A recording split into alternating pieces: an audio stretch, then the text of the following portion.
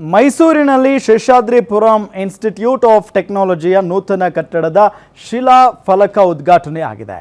ಕಡಕೋಳ ಕೈಗಾರಿಕಾ ಪ್ರದೇಶದಲ್ಲಿ ನಿರ್ಮಾಣವಾಗಿರುವಂತಹ ಈ ನೂತನ ಕಟ್ಟಡದ ಶಿಲಾ ಫಲಕವನ್ನು ಸುತ್ತೂರು ಮಠದ ಶ್ರೀ ಜಗದ್ಗುರು ಶಿವರಾತ್ರಿ ದೇಶಿಕೇಂದ್ರ ಮಹಾಸ್ವಾಮೀಜಿ ಉದ್ಘಾಟನೆ ಮಾಡಿದ್ರು.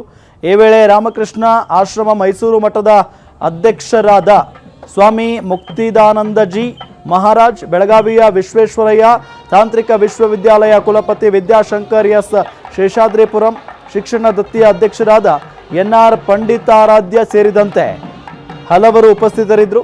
ಈ ವೇಳೆ ಮಾತನಾಡಿದ ಶ್ರೀಗಳು, ಶೇಷಾದ್ರಿಪುರಂ ಶಿಕ್ಷಣ ಸಂಸ್ಥೆ ಉತ್ತಮ ಶಿಕ್ಷಣ ಕೊಡ್ತಾ ಇದೆ, ವಿದ್ಯಾರ್ಥಿಗಳು ಭವಿಷ್ಯ ರೂಪಿಸಲು ಈ ಸಂಸ್ಥೆ ಅನುಕೂಲವಾಗಿದೆ ಅಂತ ಹಿತವಚನ ನೀಡಿದರು.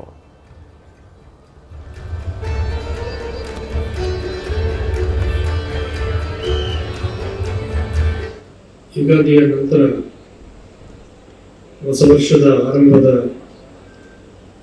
3 ದಿನಗಳ ಅಂತರದಲ್ಲಿ ಬೆಂಗಳೂರಿನ ಪ್ರಸಿದ್ಧ ಶೇಷಾದ್ರಿಪುರಂ ಎಜುಕೇಷನ್ ಟ್ರಸ್ಟ್ನಿಂದ ಮೈಸೂರಿನಲ್ಲಿ ಕಳೆದ 2 ವರ್ಷಗಳ ಹಿಂದೆ ಪ್ರಾರಂಭಿಸಿರುವ SITಯ ನೂತನ ಕಟ್ಟಡದ ಉದ್ಘಾಟನೆಯ ಶುಭಾವಸರದಲ್ಲಿ ನಾವೆಲ್ಲ ಸೇರಿದ್ದೇವೆ. ಕರ್ನಾಟಕದ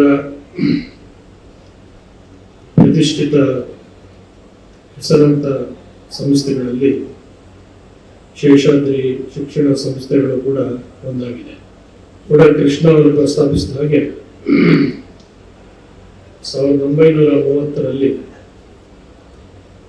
ಶ್ರೀಮತಿ ಆನಂದ ನಿಜೋಡು ಅವರು ಭಾಷಣ ಕೇಳಿದ ಮೇಲೆ ಅವರು ಎಷ್ಟು ಬಗ್ಗೆ ತಾಂತ್ರಿಕ ವಿದ್ಯಾಭ್ಯಾಸ ಮತ್ತು ಮುಂದಿನ ನಮ್ಮ ಈ ಪೀಳಿಗೆಗಳು ಯಾವ ರೀತಿ ಬದುಕಬೇಕು ಮತ್ತು ಸಮಾಜ ಯಾವ ರೀತಿ ಬೆಳೆಯುತ್ತೆ, ಏನೇನು ಅವಕಾಶ ಇರುತ್ತೆ, ಇವನ್ನೆಲ್ಲ ಎಕ್ಸ್ಪ್ಲೈನ್ ಮಾಡಿ ಅವ್ರು ಮುಖ್ಯವಾಗಿ ಹೇಳಿರೋದು ಏನು ಅಂದರೆ